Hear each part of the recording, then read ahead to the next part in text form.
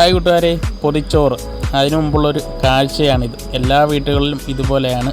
പണിക്ക് പോകേണ്ടവർക്കും സ്കൂളിൽ പോകേണ്ടവർക്കും എല്ലാം രാവിലെ തന്നെ കറികളും വെച്ച് ഇതുപോലൊരു തിരക്ക് പിടിച്ച ജീവിതമാണ് ഓരോ വീട്ടമ്മമാർക്കുമുള്ളത്.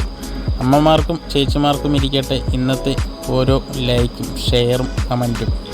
നമ്മൾ ആദ്യം വെക്കുന്നത് ഒരു തോരനാണ്. ക്യാരറ്റ് തോരനാണ് വെക്കുന്നത്. അടുത്തതും ഒരു തോരനാണ് വെക്കുന്നത്. കാബേജ് തോരനാണ്. ഇന്ന് പൊതിയിൽ ചിക്കനുണ്ട്, ചിക്കൻ ഫ്രൈ.